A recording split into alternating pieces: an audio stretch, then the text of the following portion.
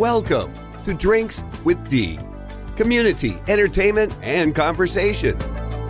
Hello, everybody. It is, wow, I can't believe it's episode 4 already of Drinks with D. Hey, everybody, I'm D. Daniels, former radio DJ, former cowhand, former, I used to grow up on a farm. I was a nanny in New York, too. I have so many things I've done. I was a basketball coach once, too, and I'm 5'1", so that's a challenge in itself. They paid me. Episode 4, Drinks with D. I am D. Daniels, and right across the studio from me is a gal that I was thinking this morning. I always do this when I'm getting ready to do a podcast. I was thinking, how long have I known this person and how did I meet them? It's Mrs. Stacy Sturm. Is it Miss Stacy Sturm? Ms. or Miss. So we're never going to make the mistake of a Mrs. I think we talked about that last weekend. How many mimosas do you have to have before you make that decision? So, what year? We first met each other way back when. We did radio together, worked for the same company. We did. You were on Cool 98.7 back then. Yep. I started off at Cool, I want to say it was 97. I'm trying to think about way back when it we was signed late on the air. 96 or early 97. It was like one of those around that time. Because I started at those radio stations like in 93, and then they signed on all these others. Yeah. So anyway, Stacy's kind of a kindred spirit like me. She's been like a radio geek forever, been on the radio, can turn on a radio, can do things. I know how to turn on a radio. Do the important things like that. So everybody, welcome Stacy Sturm to the show, and she's still, she's still in radio because you have your own radio company. I do, and it's not as much fun owning it as just working on it. But you have to like call yourself into the office sometimes and reprimand you for stuff that you did on the air. You need to do better. Yeah. Find the off ramp. That was something an old program director always said to us. It's funny. Our morning show is, you got to find the off ramp. You're talking too much. And the ironic thing now is everybody listens to talk. I know, it's podcasts. Like, and for me, but we're still on the freeway because we felt like what we were doing was funny. Yeah. He's like, nope, you got 5 minutes. And we're like, okay, but we're not going to be like. But if I'm laughing, everyone else is laughing, right? This is a hilarious thing. All of a sudden, are we supposed to stop? Yeah. Oh, sorry. It's been 4 minutes and 58 seconds. Here's your weather right now. It's going to be mostly cloudy. And yeah, and then you're just like laughing when you're playing like, Motley Crue or something. You're laughing your head off. Like, yeah. I never had a program director tell me find the off ramp. They yelled at me for everything. Yeah. That does make sense. So it means like, but we're like, but isn't the point to have TSL, like time spent listening? If we hopefully keep engaging them, they will keep listening? Yes. Because I've had people say, and you've probably had this, oh, God, I was late walking into work because I wanted to finish whatever you were talking about. I wanted to hear the rest of it before I went into work. Like when Paul Harvey goes the rest of the story and then play commercials, and you're like, I got to go finish milking this cow, Paul Harvey. Could you please finish the rest of the story now? I remember that because I grew up on the farm listening to like the barn, the barn, because you only had an AM. Like, you had good AM radio. And, FM was, I was for the rich people, when you grew up. I'm older than you, so. Didn't even have an FM. Well, or if you did, like when I grew up in Elgin, it's about 70, 80 miles from here. Yeah. So, I mean, way back when, if they weren't on full power on the transmitter, you were getting, kickstart my heart, That's what you were getting. Do you know what's so funny is it was in like 90. When did I start? So my very first radio gig was actually when I was in college. And I did KFYR overnights. And then, or like KFYR overnights. And then I would do Y93 like 6 a.m. to whenever Rick D's got done. That's always how you start in radio. You run other people's programs. Oh, yeah. Because you're not going to CD have shows or whatever. Yeah, you'd pop in the CD, and it would play, and you'd go watch TV or go make and hope it didn't start skipping when you were in the bathroom. Because then, what do? You can't start that over because now I all just tap it gently on the top of the player. Yeah, all the programming is going to be thrown off at that point in time. So I would work KFYR overnights. And then I would work 6 to 9 or 10 whenever Rick D's or Casey Kasem got done. And it's funny because one of my first overnights at KFYR, that's like the only radio station we could get basically for a good portion of Montana even. Okay. When I was a kid.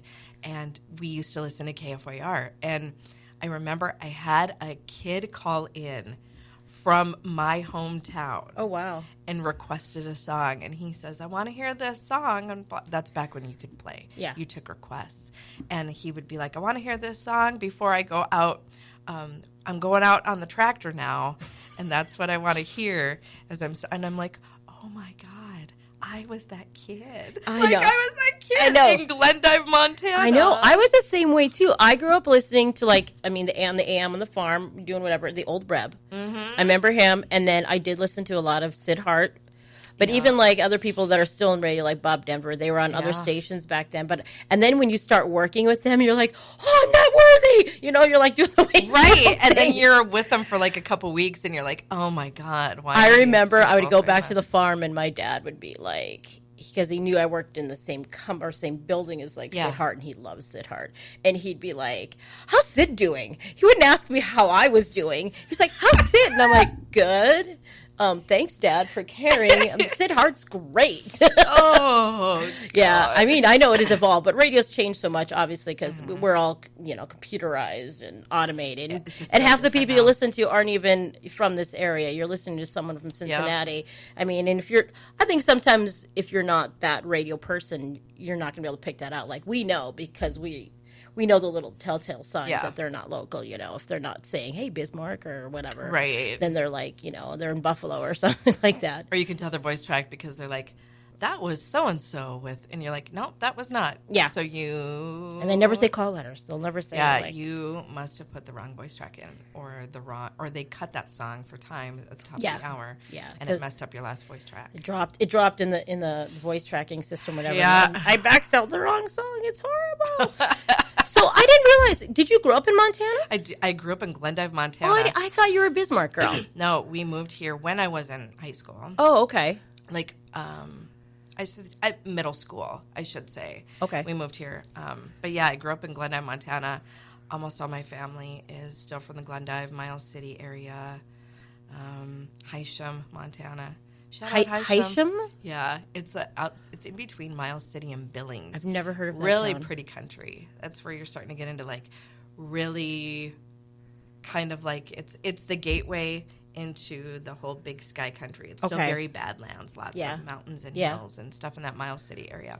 So that's where I grew up, is in that area. Oh, wow, I didn't know that. Yeah, so we used to hike and bike. My family ranches and farms, and we used to hike and bike all the the mountains and the buttes and the hills. And when my dad moved us to Bismarck, I was like, what is this flatness?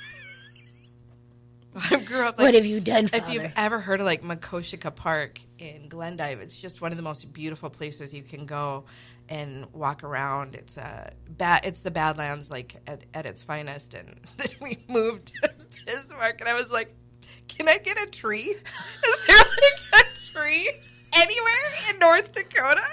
Yeah, we don't. Yeah, we are tree limited here. Our state tree should be a telephone pole, because that is the only wood you're going to see. Or wind turbines now. It could be wind turbines, because they're crazy everywhere. Yeah, so that took a lot of getting used to when I was when we moved so to Bismarck. So why did your family move to Bismarck from the beautiful country? My dad had gotten a job at MDU. Okay. And he had gotten a promotion. It was a pretty decent promotion, but we were going to have to move to Bismarck. Okay. And so my dad's like, yeah, I feel like this is best.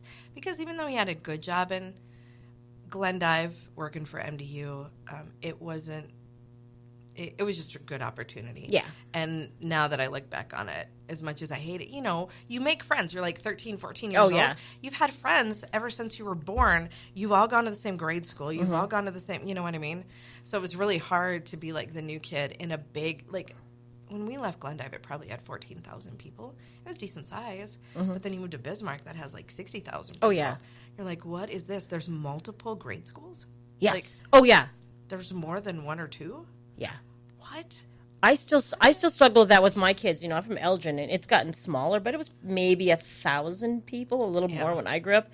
And okay, now up here, my kids are my daughter's going into middle school, my son's in there. So wait a minute, 6th grade's middle school? That's not in a small town. Right. And then I laughed the other day when someone was saying about FACS again, because that's a class. And like, my son was signing up for FACS, and I'm like, what's FACS? And they're like, well, you're cooking. I go, you mean home ec? Right. Can't we just call it home ec? But it's like, or we had different. Foods of the World when I was in school. Is what we did. Wow, yeah, that was our fancy. cooking class. It was Foods of the World. So what kind of foods did you make? We made egg rolls, and we made gazpacho. Wow, that sounds pretty fancy. It was some fancy stuff we had going on in that class. I think I learned a lot about food, actually. Well, and it's just funny because, like, Horizon, where my son's at and my daughter will be at next year, too, I'm like, there's 2,000 kids in that school. And I'm like, there wasn't 2,000 kids in my town. So it's like, I'm trying to be relatable to things like in school that they're dealing with. And I'm like, I had 20 kids in my class, and my brother was a homecoming king, so I didn't have any problem. Everybody knew who I was, and they were nice to me. Oh, so it's very different. I mean, I liked growing up in a small town, though, I have to say. A lot of the people that I grew up with, I'm still really good friends with. And my husband thinks that's totally weird because he grew up from a small town, too, but he never stayed connected with them. And, like, I've known people since I'm 5, like male, female, and he's like, God, you Elgin people all hang out together. I go, why is that a bad thing? I go, because if I have a flat tire and you don't answer, I'm calling this guy. He'll show up and he'll fix my flat tire. And you'll call me 2 hours later. Oh, did you need something? You know? So even though I graduated with a class of like 450 or something like that, I still talk to in fact, I was in a text string yesterday for Mother's Day of a lot of my high school friends. Yeah. I still talk to them. It's like, it's foundational. Yeah. Like when you're growing up, it's foundational stuff. And I don't toss it away just because you get new friends. Yeah.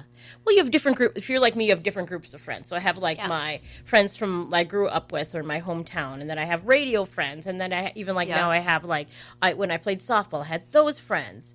And then, now I have like moms and dads or special needs parents that you talk to each other. You kind of vent to each other and ask questions. So you have those different groups. I have had parties that I've tried to bring them all together, and it's a little bit odd. They're like, the Elgin people are in that corner. The softball people are over here. It's like, but I'm like, we can all get along. We all, Yeah, that's true. You have high school friends. You have college friends. You have industry friends. You have, acquaintance kind of friends that you use. Yeah. So, I know my daughter will go on my Facebook and she's like, who's this person? And she'll butcher the name or whatever. Yeah. And then I'll have to look. Oh, and she goes, do you know them? I go, yeah, I know them. Are they your friend? I go, well, yeah, I don't really ever see them, but I'm friends with them on Facebook. So they've never said they weren't. So there should be a thing on, Facebook, like a star. You're a super friend or you're somebody I see at Walmart and wave at, Oh, I just went through recently and cleaned out my Facebook. I got rid of a bunch of people that I'm like, I don't think they ever commented or liked anything or anything. So I just got rid of like 500 people.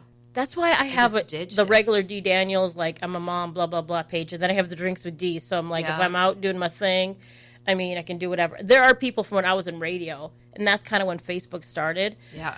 You friended them because that's, what you did. That's how things, but now it's kind of almost like, you got too many people on here. And then I don't want to see it. I might have to snooze you for 30 days. Especially because elections are coming up. Snooze you. So let's talk a little bit about, so radio started, we did the old DJ thing, spinning the old school. When we all did the CD thing where you had to play the shows. Even. Oh, my God. I played commercials records on and carts, and I'm sure you probably did too. Yeah. Records and carts, and I was talking... When we started, there was a thing called a reel-to-reel. Oh, God, that we cut our commercials on. And this is how old I'm going to sound, but it basically, if you've ever seen a cassette tape, imagine a really big cassette tape, but like the sides are taken out and put on a machine. And then there's a microphone plugged into there, and you wear your headphones, and you record the commercial.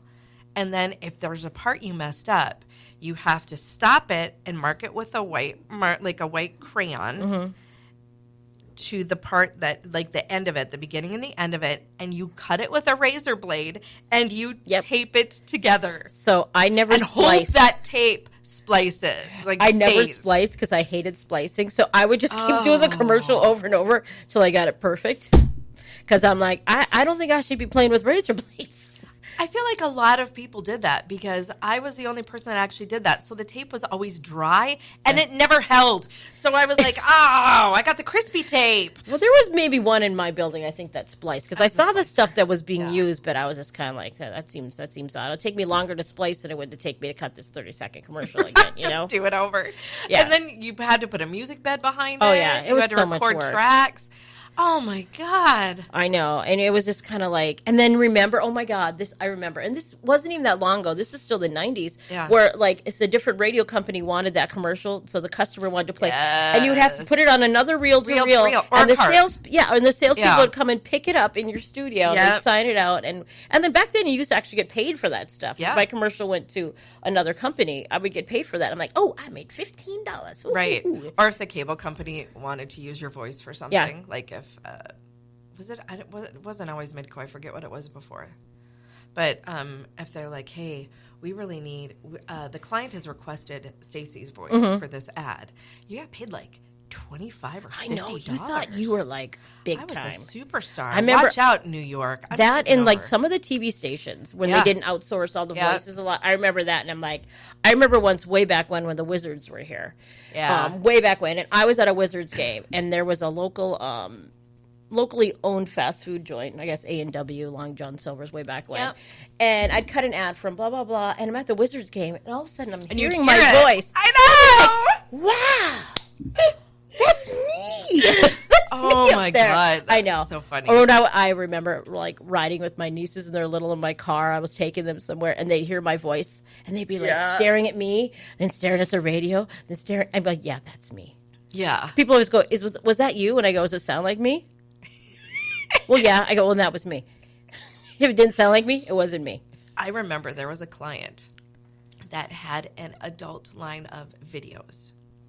And the client was Spotlight. They're not around anymore. Yeah, I remember them, video, though. And they had a special adult section. And nobody would cut the ad. Several people turned it down. Yeah. And so they came to me and they said, listen, here's the deal. We think porn. We think Stacy. Would you do it? We'll pay you whatever you want. Yeah. So I went crazy over the moon and I charged them $150. Holy moly. And did you get it? Yes. Wow. They're like, well, we really don't have a choice. No other female around here will voice it. That's so crazy. We'll pay it.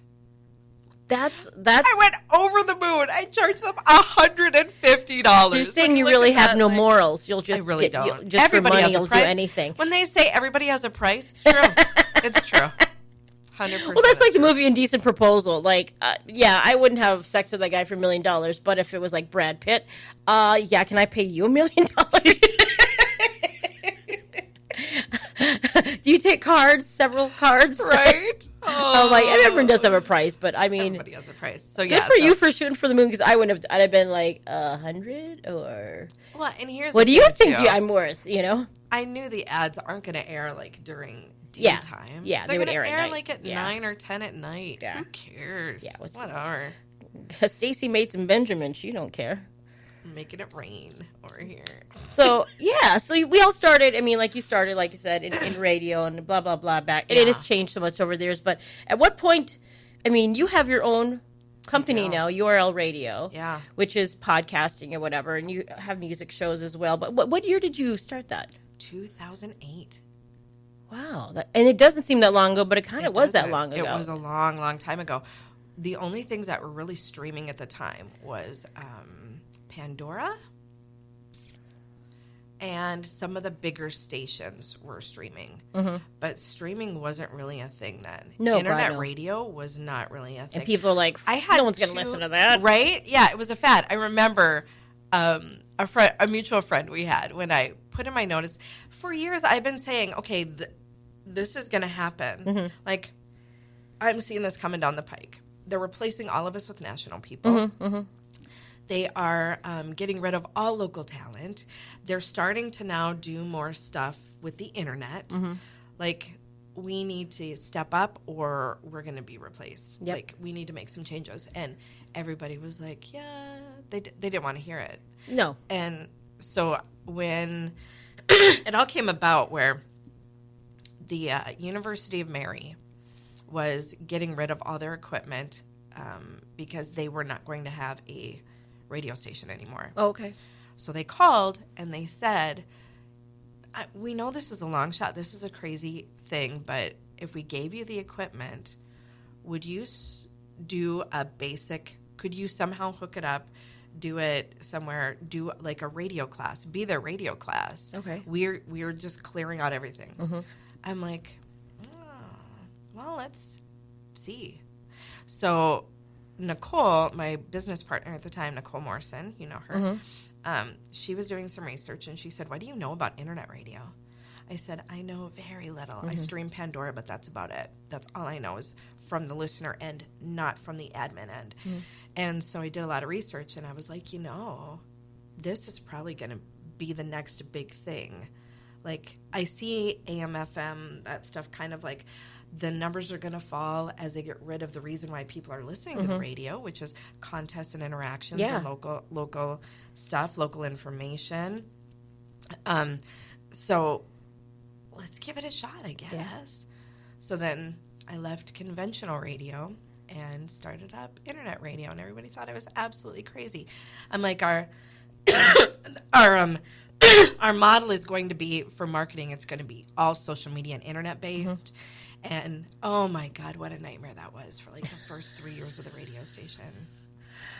Well, to try to teach people how to listen to it. Yeah. And then teach clients how to market on the internet and use social media platforms. Oh my God. But you even have to think about the technology even in 2008. It's like, I look back at things and I'm like... there were no smartphones, really. I think, there weren't. And I don't even think, I might have maybe joined Facebook. And I don't even know what year, because Facebook did come out to probably the late 2000s or whatever. So it's like... I think Facebook... So I had a Facebook page. I remember having MySpace. Pages. Remember MySpace? Yeah. And MySpace was kind of still around at that time. Yeah. So between MySpace and Facebook, there was kind of this change going on.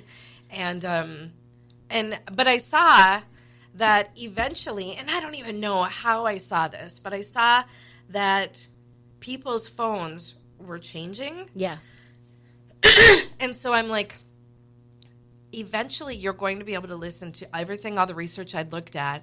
They were saying eventually your phones were going to be like your computer. You're going to be able to get radio on it. You're going to be able to get videos on it. You're going to be able to get all this stuff on it. And I was like, let's take a chance on. Yeah. Did you really think it would happen, though? Did you really think it would be so stupid? Well, yeah. I mean, when I say you think about that, but I think about even the late 2000s. I mean, there wasn't all that, I knew the one technology person right there with a smartphone. I had just gotten a BlackBerry, I think, which wasn't a smartphone, but it was close. You know what I mean? Like, it was closer. Yeah.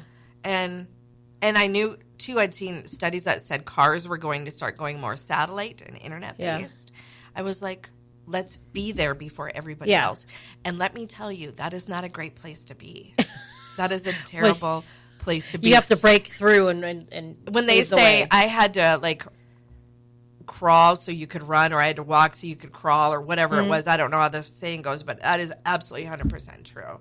My God. And I'm never going to get the credit for, like, basically bringing social media marketing to Bismarck. Yeah. It's going to be the 22-year-old kid. Yeah. Is the ones that everybody's going to seek out for social media marketing now. So it is like, it was a huge risk.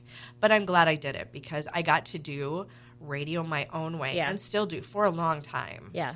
I can still kind of preserve what radio was by doing this whole new thing. I can still kind of preserve what radio was and do what made radio special to our area. So and it's hard even for me, because I haven't been on traditional radio DJing or whatever for like 4 years, and it's like, but even in the end when I was there, it wasn't fun anymore, because everything was voice tracked. It's not, and it's like, oh, you have to say this and don't say that, and you used to be able to just like go wild and like use your own kind of judgment and have fun and get local callers on and have contests and play them back and go on the street and like do a stunt on the street or whatever, which was the best ever, because then we got in the world that somebody did something and we can't do that anymore because it's going to be a lawsuit. I'm like, what? Really? Come on, we're not responsible for ourselves anymore. And then you just didn't have the resources. You didn't have anybody to run your board. You didn't have staff. Like, I remember one of the saddest times was right before I left Y93. You would walk into a building, and now this is when they were still relatively staff, you at least had people on in the mornings. Yeah. But you would walk into a building and like tumbleweeds could roll across. Yeah. Like there was one person doing 2 morning shows or voice tracking a morning show and doing a live morning show. Yeah. There was no midday person to come in after you. There was no afternoon person to come in after them. There was no nighttime. They basically just kind of preserved mornings, and that was the last little bit. If you walked into a radio station conglomerate building at 2 p.m, you would find nobody. Probably one person there sitting on the desk to hand out prizes or something if the morning show gave out prizes. Because, I mean, you're like me when I started in early 90s or whatever. I mean, you had a full-time staff, and everyone was full-time, and even overnights were live, nights were live, and you fought for, like, if you as a part-timer, you fought, like, oh, you want to work a double this weekend? Like, work 6 to midnight, midnight to 6? Yeah. Just flip to the other station? Yeah, and you made, like, maybe minimum wage back then. But you were like, I want to work my way, I want to work my way up so that I can eventually, and now it's like good luck even getting hired. Yeah, you know, because no one's hiring anymore. They don't need people. Which is, it's sad because radio used to be like super fun. Like when there was that one time you're like, oh my God, it's just, and shows came to town. And then you had the sales people supporting I have a crazy idea for a contest. Go get me some prizes. And they'd be like, okay, you know, and then people had fun and they interacted with you. The energy at the radio station was just incredible. And now everybody looks and feels like they're so beat down. Well, yeah, because they're doing the job of like 20 people. 15, 20 people. Yeah, and it just sucks. I know, and that's a sad part. I mean, I still love radio, still, you know, whatever. But I mean, I miss spinning and playing my tunes and turning the music up really loud in the studio so the pictures on the walls. Yeah, and like this is why half radio people are deaf because we have our headphones on, and we have the music so loud. It's true. Yeah. So I mean, you were out. Do you have any big changes coming up there? I mean, just kind of. We do. We have So I kind of got lazy around COVID. Well, I think we all did. And everything was just so unsure. Like, there was not as many client interactions. We weren't doing outside stuff. We weren't really... All the advertising was changing now to basically, like, web-based clients because you couldn't go into their stores. It was just kind of a mess. And so I kind of got lazy, and I asked my staff not to come in. And then in 2021, I went through a cancer battle. So I had stage 4 ovarian cancer. So that kind of put a kink into things. Yeah. So I wasn't actually supposed to be around a lot of people. And so I kind of backed away from a lot of promotional stuff that we'd been doing.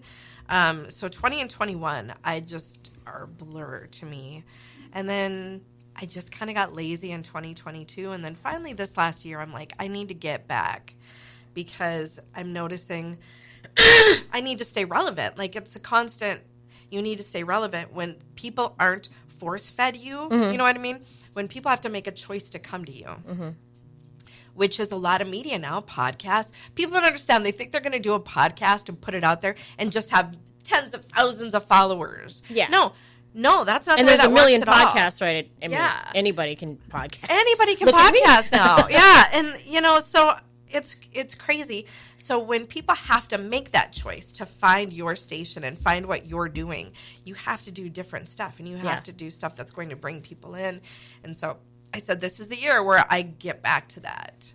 I get back to that swing. So adding a lot of new shows, a lot of new faces, a lot of new voices, a lot of new promos, kind of getting back into getting more ambitious with the stuff, you know what I mean? Yeah, I mean, and it's just the. But I feel that you're going to keep like evolving with culture and how the technology. 100%. Because you kind of have to, and I feel I'm already looking at what's the next thing. Yeah, I mean, and kudos to you guys for figuring that because I mean, I'm a little bit older than you. I never would have. I probably never would have thought internet radio really. But I remember when even streaming of our stations came about. Yeah. So someone can listen to me down in Phoenix. That seems really weird, right? You know, but it's cool. But I had cousins down there. They were emailing me, "Hey, Dee, I just heard you. I'm down in Phoenix." And I'm like, "Well, that's fancy. God, that's kind of nice." It is kind of crazy, but yeah. So when we first launched, we were like telling people podcasting is going to be huge. You need a podcast. Your business needs to podcast. You need to get a podcast together for your club or your business or your whatever. And people are like, "You're insane. I don't know what you're talking about." around. Well, you are a little insane, but That's 100% true. But everybody's a little crazy who comes with the next best thing, I think. It's aren't true. they? So we were the first kind of in the area, probably in a tri-state area, that really did podcasting and pushed podcasting as like a valid form of advertising and getting the word out on stuff. And so now I'm thinking, what is the next podcasting? Because I see now there's kind of a cycle to it. So there's this great new thing, and it starts to catch on, and then it gets big, and then it gets inundated, and then it breaks. Well, yeah, everybody does it, and then so it's then like, now what's the next thing? Yeah. So now everybody, since it's so oversaturated, what's the next thing? So that's what's the next thing? Have you thought of it yet? Or I've been thinking about it, man. And I feel like it's just going to come to me eventually as I'm getting back engaged in society, because when I look at what's the next best thing, I look at how people are living their lives, and I see the changes with how people are living their lives, and you meet them where they are. Yeah. So what's the next thing? How are people living their lives right now? What's going to be the next gateway? What's going to be the best way to find people again now that this is all starting to bust and everybody has this thing? So there's got to be a next thing. So I'm just kind of observing people and trends and how things are going. And then I'm hoping I'm going to come up with something in the next 6 months. And then I'll start that and really struggle with that for 2 years. And then a kid's going to come along and take that over as theirs. So hey, that's look great. at my idea. No, it wasn't Stacy. That was my idea. Yeah. It's Drinks with D. I'm D. Daniels. We got Stacy Sturm with us, and you're listening to 102.5 FM on radioaccess.org or wherever you find your favorite podcasts. It is the next best thing, like I said. I mean, we're going to touch on it just a little bit, too. Drinks with D here. I'm on Radio Access, but I'm also, the same podcasts are going to be on URL Radio. I'm very excited because I got to the same point, too. COVID, they kind of let people go at the radio. And in retrospect, I said to my husband, it was okay because there was no school. I had to be home with my kids. Right. And now I kept thinking, like, I'm going to do a podcast. Like, for 4 years, I kind of said it. And then one day, I had a conversation with a friend, and she was starting her own podcast. And I'm like, well, wait a minute. If she could do it. I can do this. I actually have a radio background. Yeah, I know. And I got here, and they're just like, they're very excited. They're like, wow, we have someone in radio doing Someone that has some experience. Well, I know how to turn on a microphone, so it's very right. I can pot the board up and pot it down. I know. Now, we know what pot means. It's not the smoking pot. It's right. Exactly. I still use like some radio terminology around my husband, and I go, I just did that podcast. It's in the can, and he goes, he looked at me like, in the can. I go, not in the can, in the can. I didn't do a podcast in the bathroom, dude. Because my husband's very Norwegian and very literal, so we have to kind of explain things to him. Oh, that's funny. I always tell him, you're so pretty. I know. I'm such a mean wife. So should we talk a little bit about, not only do you have URL as a business, you have another business for the drinks part we're going to talk about. Oh, yeah, that's right. This is Drinks with D. Well, we're both sitting here drinking water. We're drinking water. What? We're crazy today. We are crazy. That's, because, when it's the time of day you record it, Yeah. Plus, I don't want to get stuff all over their nice little equipment because I talk with my hands a lot. So. Oh, I remember how those radio boards used to be just sticky with food in. Oh, I know. Remember the note they would say, no food or drink in the studio. Yeah, that doesn't apply to me. Right, that's everybody else. My tacos got in the board. How did that happen? So I own a bar and a restaurant called Thomas and Moriarty's over in Mandan, and I am more of like the silent partner on that. I work the events portion of it. So like if you want us to cater a wedding or if you want to host an event at the bar or whatever, then Mike sends that to me because I tend to be the more detail-oriented, organized person that pulls that stuff together. And he is like the creative mind behind the drinks and the I guess I come up with a food menu too because I really like food. Like not just eating it. Yeah. But I like cooking, and so we're both kind of foodies. We kind of come up with the food menu together, but I think I come up with most of the recipes just because I've had more cooking experience. Yeah. As far as like, he didn't know the best mac and cheese sauce. Of course, always starts with a roux. Let's be honest. I didn't know that either. Eggs in the mac and cheese are okay, but you need to use a roux for your mac and cheese sauce. So, I come up with a lot of the food menu, and he's the mastermind behind all of the drinks. Like, he comes up with all that because that's his background, that's his experience, that's what he knows. So, yeah. And how long have you guys been in business over there in Mandan? 6 years. It's been 6 years? Yeah. Yeah. God, time flies. I would not, and I tell people, they ask me for advice all the time, like, oh, I really want to start up a bar, really want to start up a bar or restaurant. I'm like, okay, do you have any experience in the industry? Like, no. Okay, people with money, my advice is people with money just shouldn't start up a bar restaurant because they've always wanted to own one. Well, it's terrible. There's so many things to think about when you are like running that business. Yeah. The paperwork alone is insane. Oh, yeah, yeah. The stuff I have to file on a monthly basis for taxes, we pay 4 taxes. We pay a county, we pay a city, we pay a state, and we pay a hospitality tax.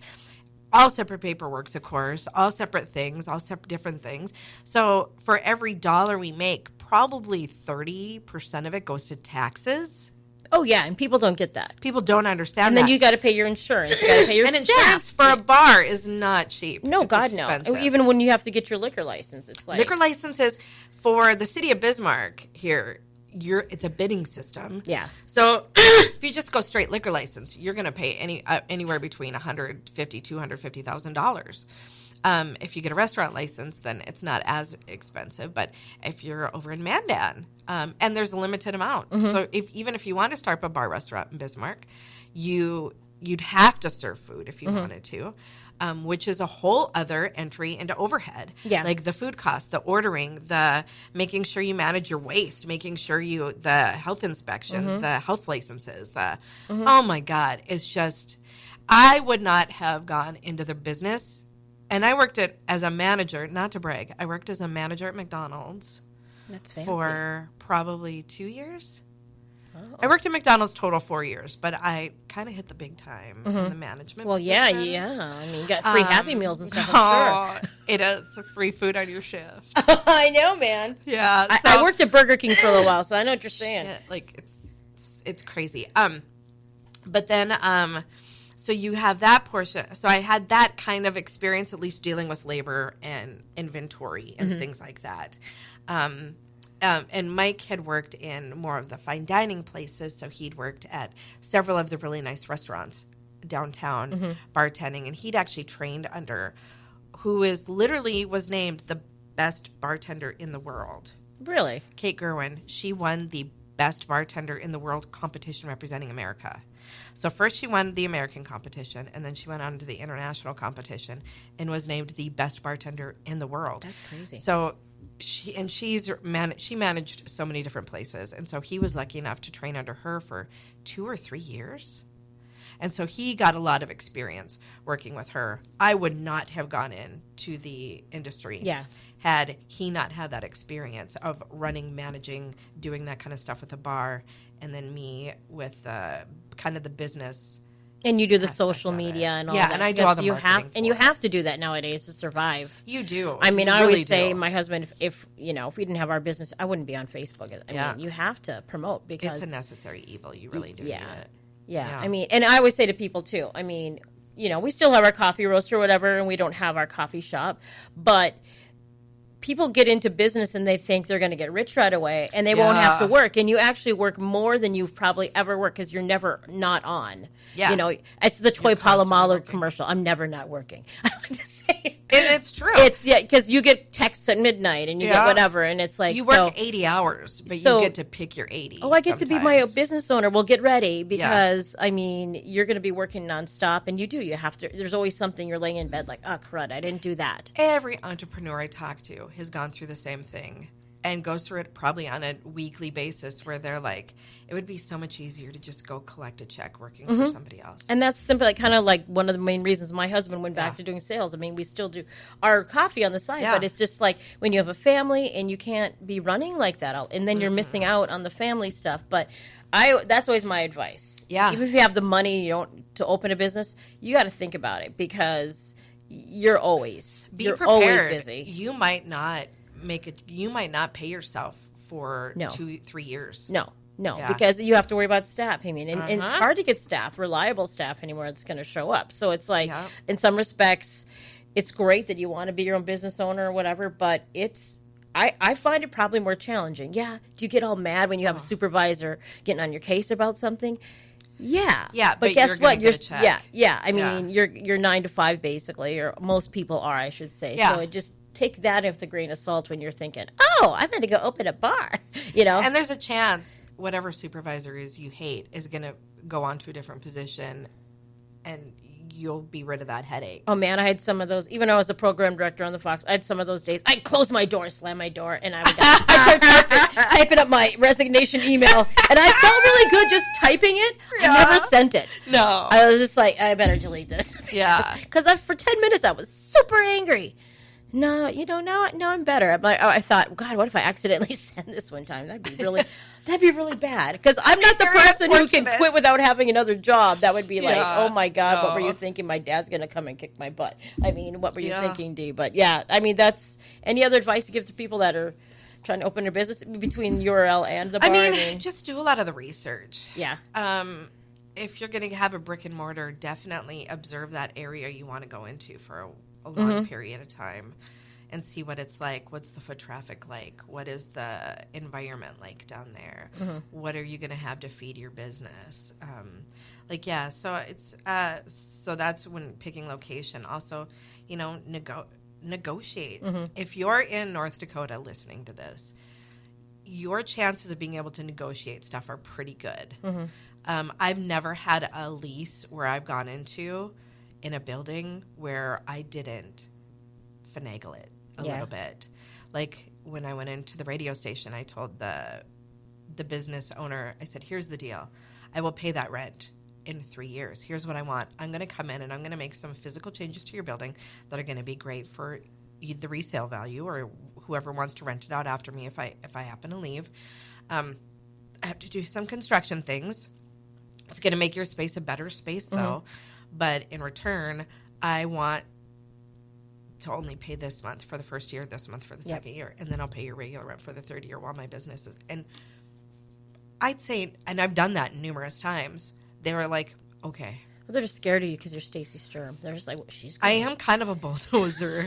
And I don't think I am. No, I wouldn't say you're. But I feel like I am a bulldozer because I feel like I don't give people choices very often. Well, I don't think you're a bulldozer person. I feel like you're just strong-willed woman because a lot of people are intimidated. I'm like that way though too. And I've been called a ball buster, and I'm like, no, I just know what I want, and I know I want it. I just tell people what I'm thinking or what I need. I know. I mean, I think that's part of the radio personality people too. We're used to just shooting from the hip kind of a thing, like you know. You have to take charge of stuff. Yeah.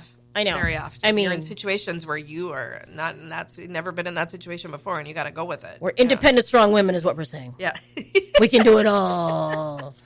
All right, Stacy Sturm, it's Drinks with Dee, and I like to wrap up my podcast. Okay. This is my little thing. I have 5 questions I like to ask people, and it's nothing. It's nothing nasty, so don't worry about it. Very easy. This is all about you, so you should be able to do this. It's all about you today, Stacy. Stacy. Worst thing. Oh, you can do this. Okay, what's your favorite hobby or activity? Oh, God. My favorite hobby, I really don't have any because as a business owner, you don't have any free time.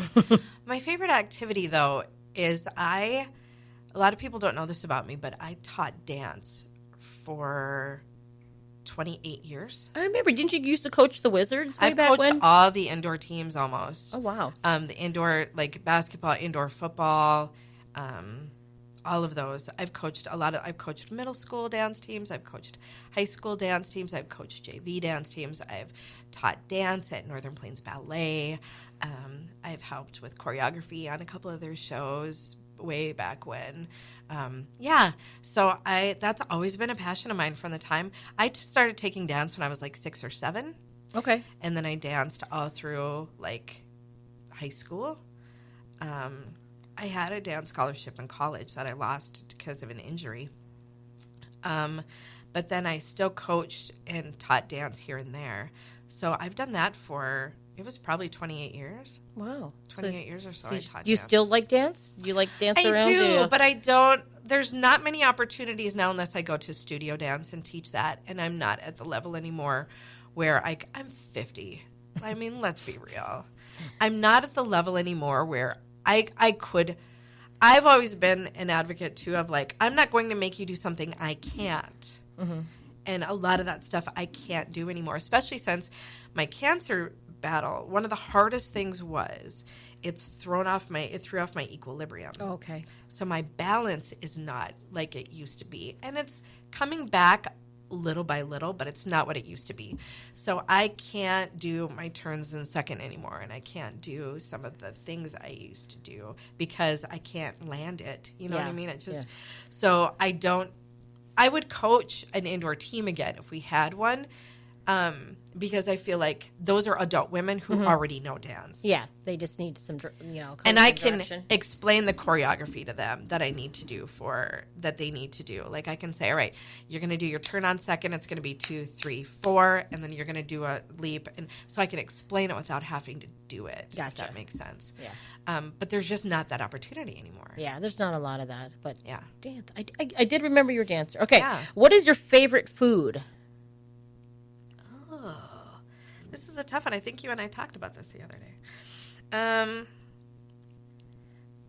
A favorite food would be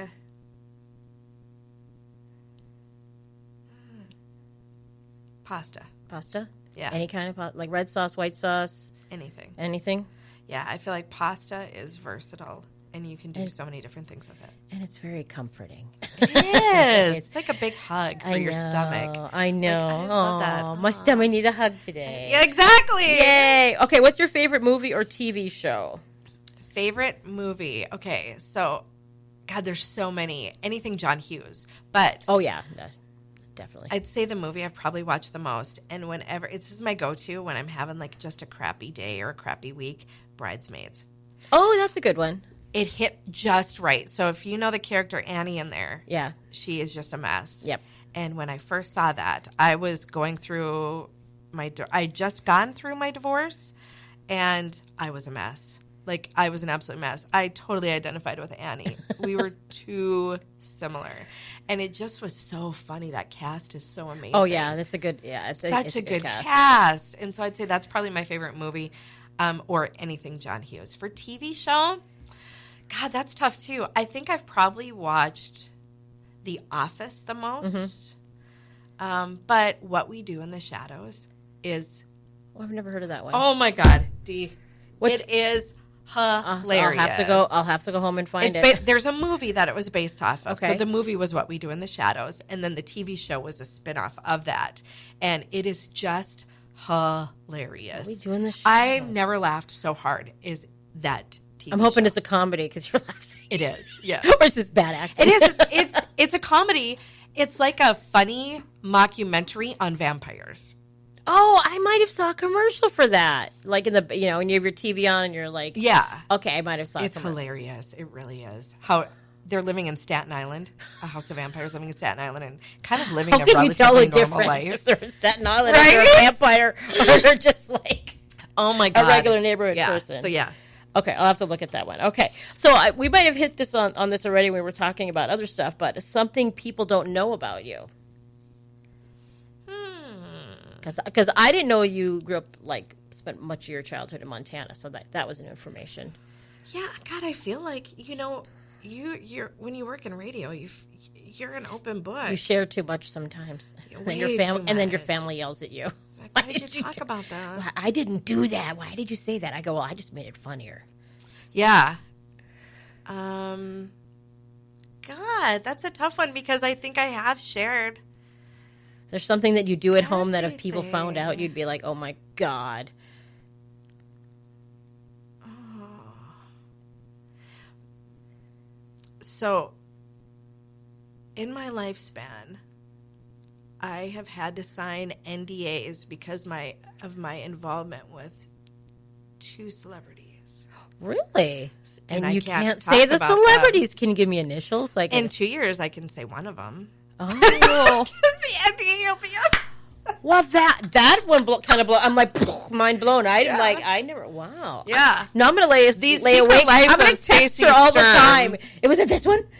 The Secret Male or Life female? of Stacy. Male or female? Male. Okay. Yeah. Okay. Yep. So That's gonna 2 years. I'm gonna be on your case. Like, Yeah. do you ever get like you ever have too many drinks and you're like, hey, I got some stuff I want to tell you. I got a vault. I've got a vault. Do you? The Your stuff Elaine? people would. We know what Elaine on Seinfeld. Her vault was. Remember it was Right? schnapps. So yeah, the vault doesn't. The vault will open for certain things. Yeah. So a lot of people see like fun. Business Stacy, radio station Stacy, mom Stacy. Oh, there's been a side of Stacy that. I think everybody's got two sides. What you show to the public, what you do at home sometimes is completely I different. feel like people have said you should write a book, and I'm like, I would have to have too many people sign off on that. It would not be good. Yeah. It would be a thriller. It would be interesting. Then make the move. Then we'll make the movie. Okay. Yeah. So final question with Drinks with D. What is your favorite drink? It could be alcoholic, non-alcoholic, and it can be. A favorite alcoholic drink is in aviation, and a lot of people think that means the Ryan Reynolds alcohol. Mm-hmm. It's not. It is a gin drink. And the aviation is perfect in the aviation. Oh. But it's a classic cocktail that was invented way, way back when, even before aviation gin. Really? It is perfect for aviation. For the aviation gin is perfect for the aviation, but it's not the same. It is. It tastes like a sweet tart. Oh.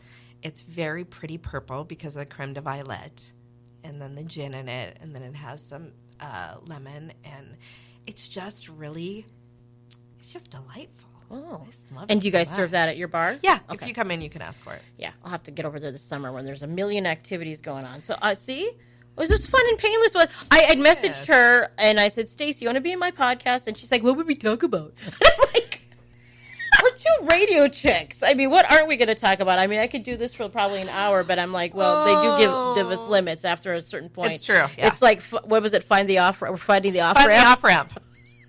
Wrong exit. the off-ramp. Wrong exit. No, okay. Yeah. Well, thanks so much for being my guest today. Thanks for having me. It is Drinks with D. It's Stacy Sturm, and everybody will have yourselves a great rest of your day. You've been listening to Drinks with D. Find out more on Facebook.